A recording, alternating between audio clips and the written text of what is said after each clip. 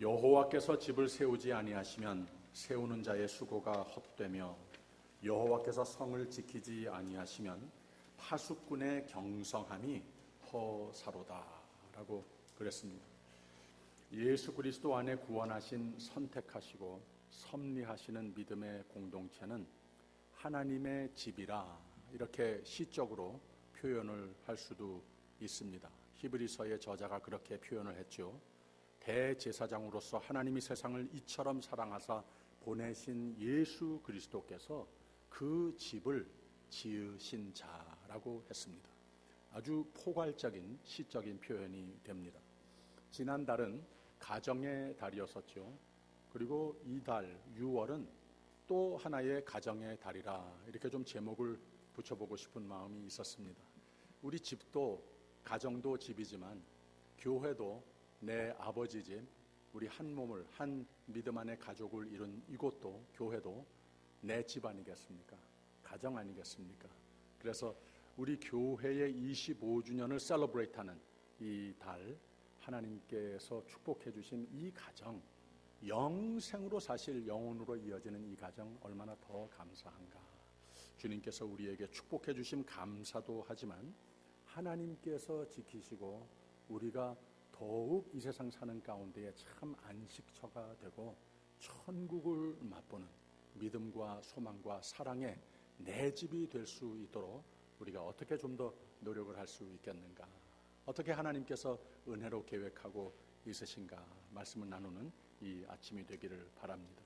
그래서 이 집이라고 하는 개념은 상징적으로 매우 포괄적인 의미를 띠고 있습니다. 가장 통상적인 의미는 거주지의 집입니다. 좀 더 범위를 넓히면 궁전이나 성전이나 이렇게 모든 공동체가 모인 곳이 또 집이라 이렇게 표현을 할 수도 있습니다. 왕조 또는 가문의 의미로서도 집이라 이렇게 표현을 많이 하지 않습니까? 궁극적으로는 집이라고 했으면 한 개인, 가정, 공동체, 교회를 두고 말할 수 있고 우리가 지니는 모든 인생에 지어보는 꿈들, 우리의 하는 일들, 우리의 계획들, 이것을 또 가리켜 집이라 말을 해도 괜찮습니다. 인생 자체를 또 집이라 이렇게 말을 할 수도 있습니다. 믿음, 예배자의 삶, 구원에 합당한 삶이 무엇인가, 이것을 또 역시 집을 짓는 것이다 표현을 해도 괜찮은 것 같습니다.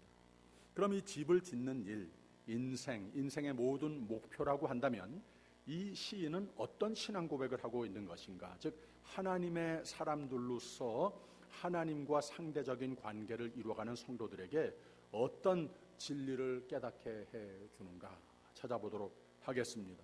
다시 여호와께서 집을 세우지 아니하시면 세우는 자의 수고가 헛되며 여호와께서 성을 지키지 아니하시면 파수꾼의 경성함이 헛되도다라고 그랬습니다.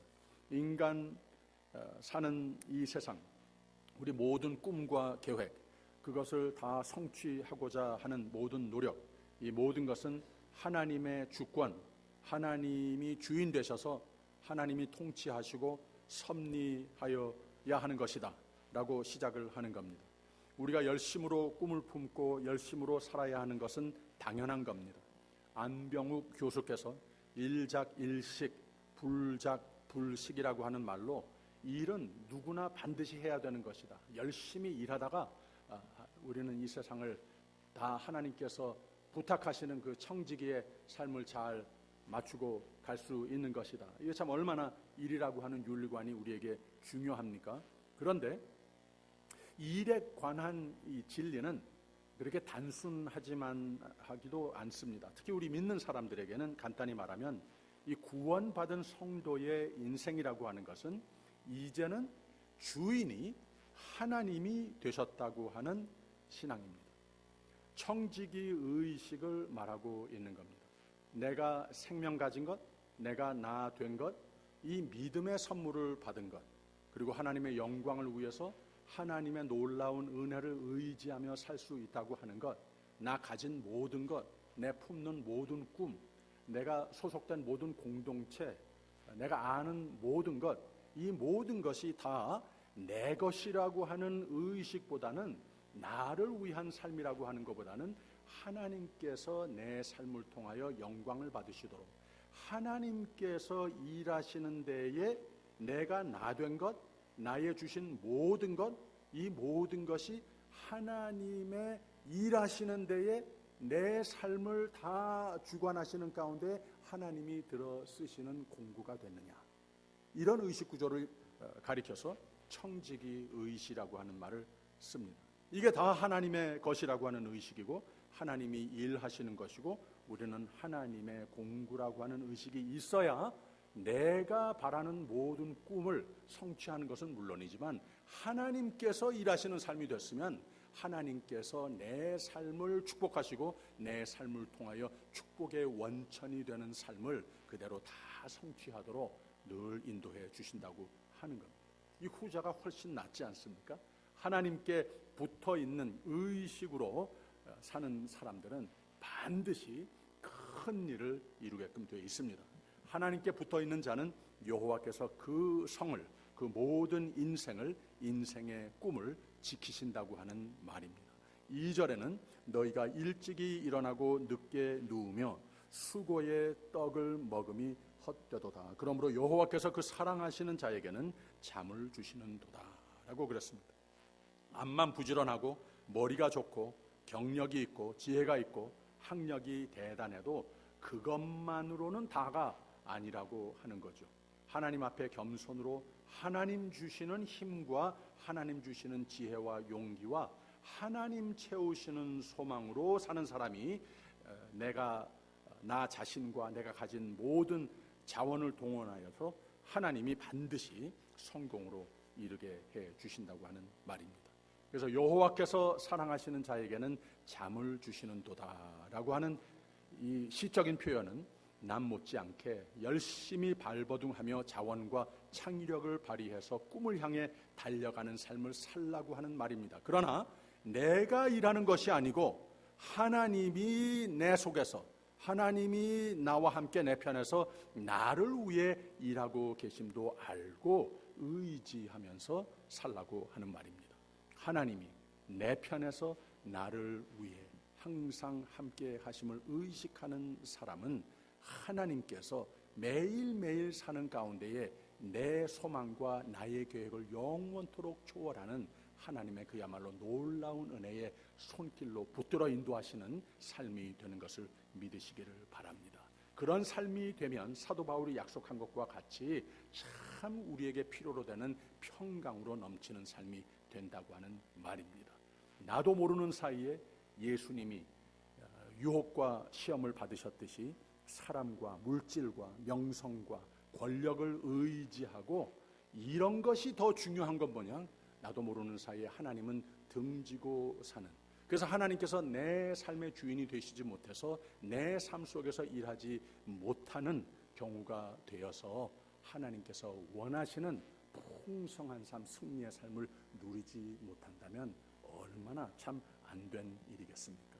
하나님의 오직 은혜로 구원받아 믿음으로 사는 사람은 전적으로 하나님께 매일같이 하나님께 의지하여 살아야 하는 겁니다. 어떤 상황에 처하여도 사람이 어떤 모습으로 대하여도 하나님이 일하시는 삶이 됐기에 마음에는 늘 평안과 항상 기뻐함과 범사가 잘 되고 감사하는 삶으로 하나님께서는 축복해 주신다고 하는 말입니다. 누가 저에게 목회관이 무엇입니까? 이렇게 간혹 물어볼 때가 있어요. 몇십 년 목회를 했으니까 사실 신학교에서도 몇 차례 강의를 할 수 있는 그런 내용이 있음직도 한데 누가 이런 질문을 물어보게 되면은 저는 사실 별로 그렇게 대답할 말이 없습니다. 무슨 철학이 담긴, 목회학이 담긴 그런 말을 할 것이 별로 없습니다. 기회가 되면 저는 이렇게 대답을 해요.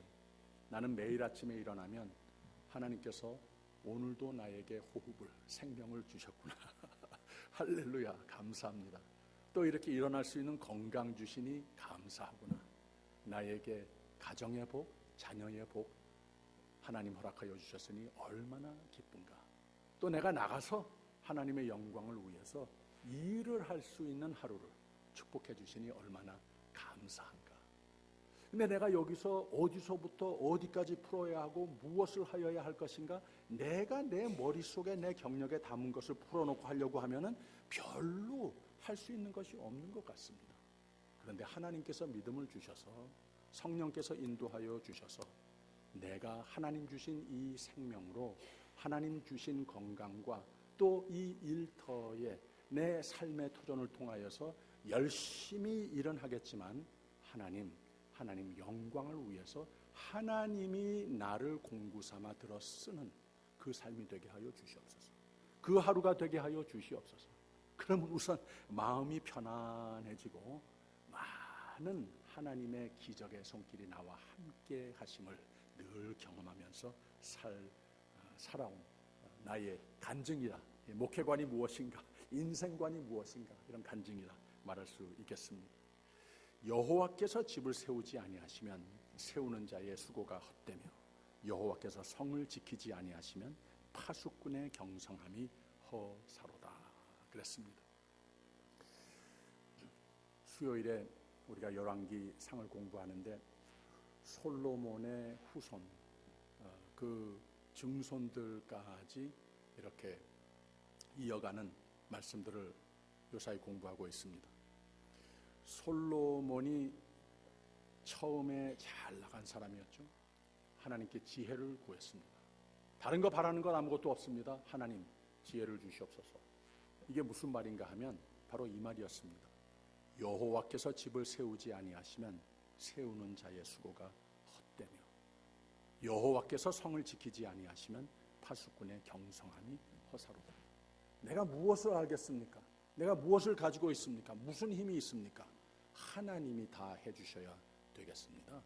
하나님이 내 삶 속에 주인이 되셔서 하나님이 일하시는 삶이 되셔야 하겠습니다. 이 신앙 고백한 거예요. 그러니까 하나님께서 그 삶을 크게 넘치도록 축복하시고 또 그 시대에 하나님의 백성들을 위해서 하나님께서 부여하신 그 왕이라고 하는 위에 올라 하나님께 영광이 되고 온 나라의 복이 되는 사람이 됐다고 하는 거예요. 그런데 언젠가부터 그 마음이 변했습니다. 믿고 의존하던 하나님은 내 마음에서 사라지고 자신의 명성, 자신의 권력, 자신의 지혜, 내가 대단하다, 사람들이 다 그러니까 말이죠, 내가 다 이루었구나 라고 하는 이런 프라이드와 인생의 프린시플, 이것이 하나님께 절대적으로 의존하고 하나님이 내 삶의 주인이 되셔야 되겠습니다. 이 신조에 벗어나 내가 주인돼도 괜찮겠구나, 바뀌어버렸습니다. 그러다 보니까 그 축복의 생애가 비극으로 바뀌더니 그 후세들에게까지도 비극을 꼬리 무는 역사를 초래하고 말았습니다. 그 아래 아들이 르호보암이 있었죠. 또 충신하던 신복 여로보암이 있었습니다. 어떤 사람들입니까? 정말 믿고 다 맡기면 그들이 그 나라를 그 전 세대보다도 더 성대하게 이뤄가야 되지 않겠습니까? 근데 반반 그냥 싸우면서 나누어 가지고 말았습니다. 그 다음에 각각 그 남유다는 르호보암의 아들, 역시 아버지보다 더 불신하고 더 악하게 행합니다. 다 이유가 그 뿌리에서부터 있다고 하는 거예요. 나라 분열만이 아니고 자신의 레거시를 이어야 할 사람들이 그 나라를 다 하나씩 둘씩 망가뜨리기 시작하더라고 하는 겁니다. 타국이 아주 우습게 보고 침략을 하고 그 아들은 죽어가고 그 다음에 또 그 아래 이 다른 아들의 아들이 처음은 잘하는 것 같더니 나중에는 또 결국 병이 나서 죽습니다. 다 한 가지 이유였습니다. 그 할아버지 시대부터 초래된 믿음과는 점점 더 멀어지고 나 자신을 비롯해서 세상 사람들이 자랑하는 우상의 삶이 되고 말았다고 하는 거예요. 이 북왕국도 여로보암이 참 그 하나님의 뜻에 충신하던 사람이 바로 그 위에 본이 그렇게 다 망가지다 보니까 그 아들이 죽고 또 다른 아들이 왕이 됐는데 바사라고 하는 사람이 반역을 하고 비슷한 일이 생겨버린 거예요. 그리고 바사의 아들 엘라가 시므리라고 하는 인물에 또 반역을 당하고 결국은 그 가문이 완전히 멸절됩니다. 다 이유는 한 가지였습니다. 자신을 믿음과는 점점 멀어지고 자기 자신에 의존하고 이 세상, 하나님께서 그렇게 가증스럽게 여기시는 이 세상의 많은 것들을 사람들이 쫓아다니는 그것들의 우상을 삼는 삶이 되고 말았다고 하는 거예요. 하나님이 집을 세우시고 하나님이 지키시는 내 집이 돼야 하리라. 이 믿음, 이 신조 버렸습니다. 나라가 다 망가졌습니다. 계속 전쟁이 있습니다. 각각 남북 나라가 혼란을 겪습니다. 타국의 침략이 있습니다. 왕의 가문이 멸절됩니다. 왕이 병이 납니다. 자녀가 잘못되고 죽고 신복들의 반역이 있고 타국의 침략이 있고 한 사람의 불신과 죄로 인하여 하나님은 떠나고 내 마음에 우상을 둠으로써 나, 후손들, 나라 모두 다 망가지는 역사가 되고 말았다고 하는 겁니다. 여호와께서 집을 세우시지 않는 삶이 되다 보니까 그 후손들마저도 다 무너지는 역사를 초래했습니다. 예수님께서 집을 반석 위에 지어야 한다 가르치시지 않았습니까? 이 반석 위에 집을 지어야 곧 하나님이 내 삶의 주인 되셔야 한다고 하는 것. 사도 바울이 늘 그렇게 설명을 했듯이 내가 하나님 안에, 하나님이 내 안에 계셔야 한다 하는 이런 신조로 살아야 할 사람들이 그렇게 살지 않다 보니까 모래 위에 집을 짓는 것과 같은 모습이 되어서 평소에는 다 괜찮아 똑같이 보이는데 비바람이 불고 참 창수가 일어나고 했을 때에 다 그 무너짐이 심하더라 했습니다. 바로 그런 예가 되고 말았다고 하는 겁니다. 사도 바울은 하나님의 은혜가 족하다라고 나는 항상 부족해도 내 삶의 여건은 부족해도 하나님의 은혜는 족하도다. 항상 더 크도다. 넘치도록 더 크도다. 만족의 생애를 간증하면서 산 사람이었습니다. 왜 그렇습니까? 사실 처음에는 나에게 족한 것이 다른 데 있었습니다. 하나님의 뜻에서 많이 벗어난 것에서 찾았습니다. 그게 좋은 줄 알았습니다. 그게 다인 줄 알았습니다. 모든 사람들이 와 너무나도 다 우러러보는 이 대상이 됐습니다. 그래서 자신의 가문, 자신의 지혜, 자신의 열정으로, 자신의 명성으로, 자신의 학문, 자신의 부유로 다 되는 줄 알았습니다. 이게 하나님이 기뻐하시고 인정하시는 삶인 줄 알았습니다. 근데 예수님을 만났을 때에는 예수님께서는 그를 책망했습니다. 지탄했습니다. 내가 왜 나를 핍박하느냐 그랬어요. 여기 핍박이라고 하는 원어의 디오코라고 하는 단어는 두 가지로 사전에 풀이를 하고 있는데 하나는 핍박이라고 하는 말, 또 하나는 따른다라고 하는 아무 상관이 없는 두 가지의 풀이를 하고 있어요. 참 이상하죠? 근데 예수님께서 내가 왜 나를 디오코 하느냐? 내가 why do you 디오코 me 했을 때에 예수님께서 내가 왜 나를 핍박하느냐? 이렇게 번역을 했지만 어쩌면 예수님께서 하신 말씀은 내가 나를 따르는 이유가 무엇이냐? 내가 나를 따른다고 생각을 하고 열심히 살아오고 있기는 하지만 사실은 내가 나를 핍박하고 있는 것이다. 나에게도 좋지 않고 교회에도 좋지 않고 내 자신에도 좋지 않은 삶을 네가 매일매일 살고 있는 것이다. 이게 하나님 기뻐하시고 인정하시는 삶인 줄 알았는데 근데 예수님을 만났을 때에 결국은 예수님께서는 이거 아니라 내가 나를 아는 것으로 생각을 하고 나를 따르는 것으로 생각을 하고 있는데 아니라고. 내 자신도 망가지고 다 하는 일들이 아무 유익이 없는 일들이다. 이렇게 책망을 하신 겁니다. 바울은 매우 혼동스러웠을 겁니다.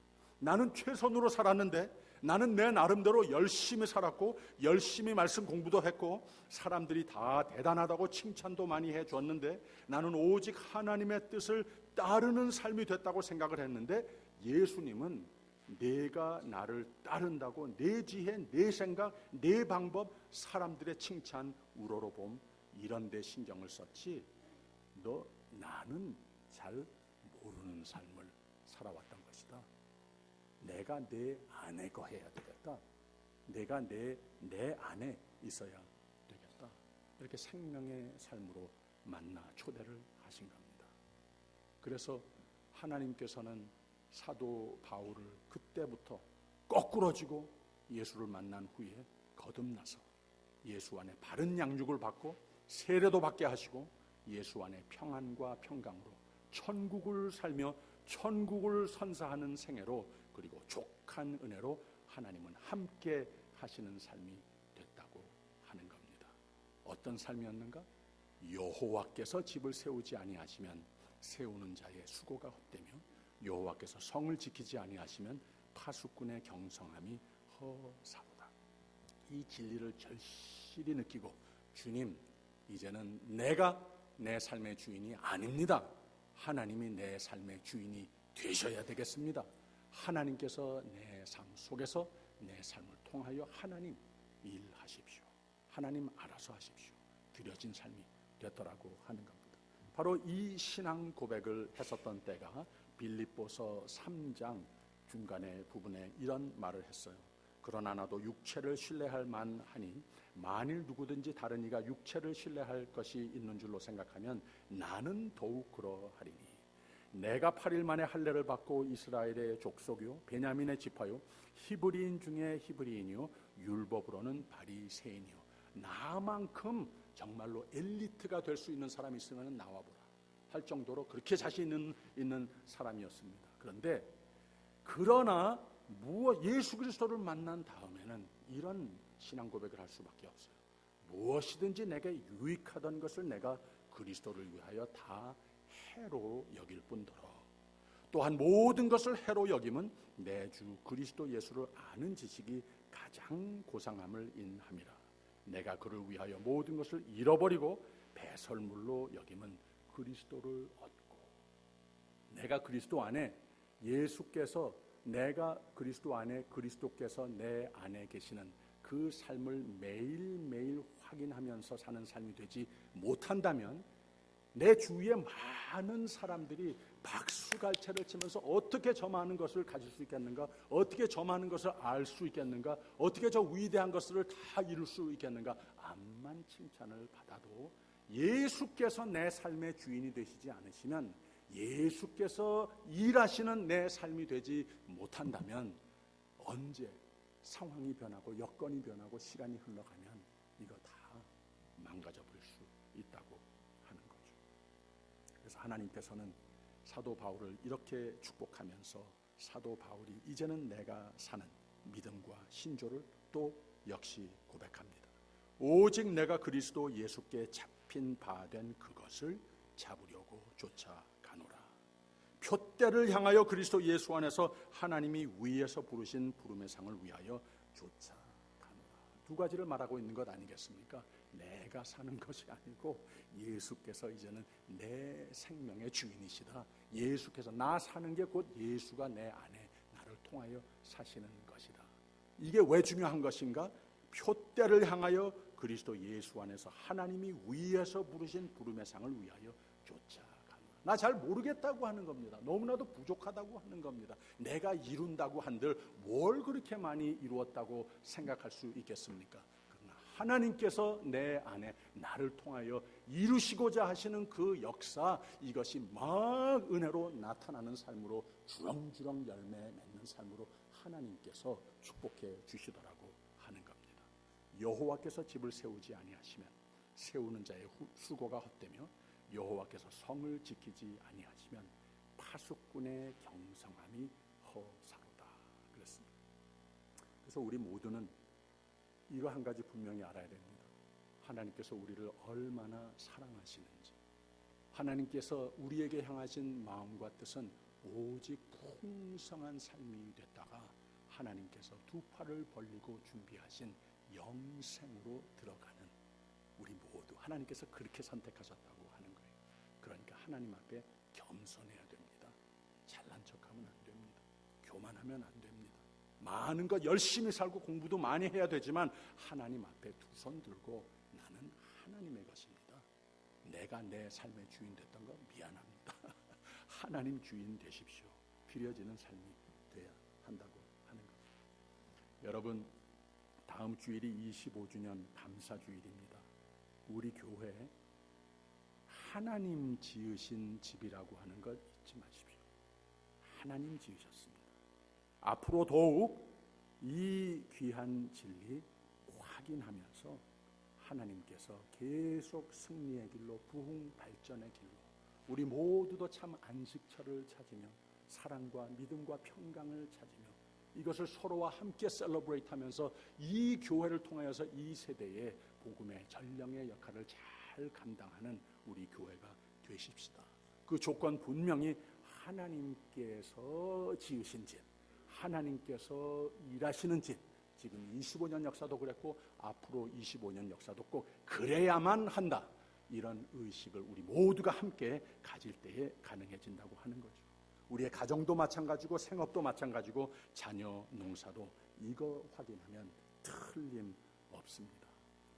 예수님께서는 요한복음 15장에서 이런 말씀을 하셨습니다. 내 안에 거하라. 나도 너희 안에 거하리라. 가지가 포도나무에 붙어있지 아니하면 절로 과실을 맺을 수 없음같이 너희도 내 안에 있지 아니하면 그러하리라. 나는 포도나무요 너희는 가지니 저가 내 안에 내가 저 안에 있으면 이 사람은 과실을 많이 맺나니 나를 떠나서는 너희가 아무것도 할 수 없습니다. 그랬어요. 너희가 내 안에 거하고 내 말이 너희 안에 거하면 무엇이든지 원하는 대로 구하라. 그리하면 이루리라. 너희가 과실을 많이 맺으면 내 아버지께서 영광을 받을 것이요 너희가 내 제자가 되리라. 그랬습니다. 할렐루야. 얼마나 하나님이 우리를 사랑하시는가. 허선 장로님이 지난 며칠 사이에 가장 연약한 가운데에 간증하신 얘기를 좀 해드리려고 합니다. 허 장로님이 금년에 82세이신데 20살 젊은 저보다, 제가 분명히 아는 것은 20살 젊은 저보다 힘이 훨씬 세십니다. 그리고 또 하나 제가 분명히 아는 것은 저보다 20살 더 젊은 사람보다도 더 힘이 세신 어르신이세요. 그것만이 아니고 에너지가 철철 넘치시고 지혜로우시고 믿음으로 섬기셔서 사실 교회의 중심적인 기둥 역할을 하시는 분, 여러분 다 잘 아십니다. 근 1년 전부터 허리와 다리에 통증이 오시고 점점 더 심해져서 지난 금요일에 수술을 받으신 거예요. 내일 모레 화요일에 퇴원하십니다. 수술이 잘 됐습니다. 근데 수술 받으러 가시기 전날 마침 구역 예배를 드리는 날이었는데 모두가 함께 사랑으로 손을 대고 합심해서 기도를 했습니다. 기도가 끝나자마자 허 장로님답게 벌써 다 나은 것 같은데요, 내일 병원에 안 가도 될 것 같은데요 하면서 고마워하셨습니다. 수술하는 날 아침에 같이 가서 함께 기도하고 또 저녁에 수술 후에 가봤더니 대수술 받은 분답지 않게 활짝 웃는 얼굴로 맞아주시면서 지금 당장 일어나서 닷새를 병원에 꼭 있어야 된다고 그랬는데 당장 일어나서 집을 갔으면 좋겠다.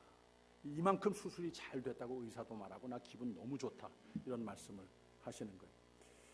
또 함께 기도하고 말씀을 하시는데 이번엔 눈물이 글썽해가지고는 나는 교회가 참 좋아. 난 교회가 참 고마워 하면서 눈물을 흘리시는 거예요. 오래 함께 섬겼지만 내가 절실히 필요할 때 가족 못지않게 구역 식구들, 교회 식구들이 이렇게 진심으로 간절히 기도해 주시는 데에 정말 감동받았다 말씀을 하십니다. 교회가 이렇게 큰 힘이, 이렇게 큰 위로가 될 줄은 몰랐고 이번에 새삼스레 느꼈다 간증을 하셨습니다. 진심으로 하시는 말씀이죠. 근데 제가 그 말씀하시는 것을 들으면서 제 생각은 조금 달랐어요.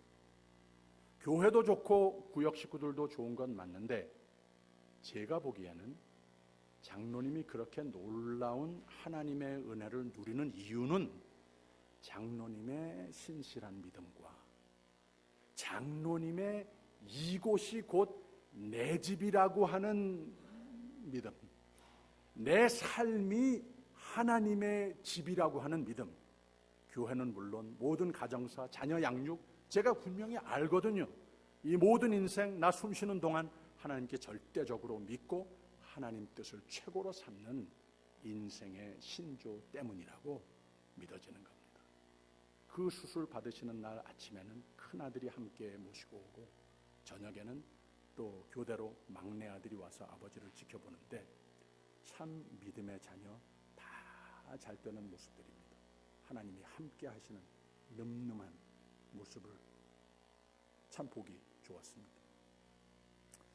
여러분, 같은 세상을 살아도 같은 환경의 조건, 하물며 같은 교회를 섬기고 같은 가족 식구가 되어서도 다 이런 간증, 이런 흡족한 은혜로 채우며 사는 것 아닙니다. 사실 드뭅니다.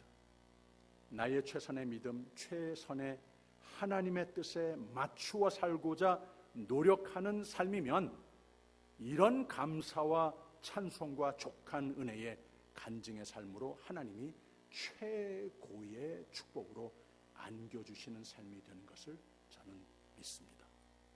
여러분도 이걸 믿으십시오. 여호와께서 집을 세우지 아니하시면 세우는 자의 수고가 헛되며 여호와께서 성을 지키지 아니하시면 파수꾼의 경성함이 허사로다. 잘 믿고 하나님께 꼭 늘 붙어 살아 하나님이 멋지게 하나님이 지으시는 삶이 가정이 교회가 되시기를 주님의 이름으로 축원드립니다. 기도하겠습니다. 우리 모두에게 더욱 변하지 않는 믿음과 하나님께 붙어 사는 충신의 마음 허락하여 주시옵소서. 하나님이 주인 되어 변치 않으시는 하나님의 사랑과 기적의 손으로 지으시는 나의 삶과 모든 꿈이 되게 하여 주시옵소서. 예수님 이름으로 기도합니다. 아멘.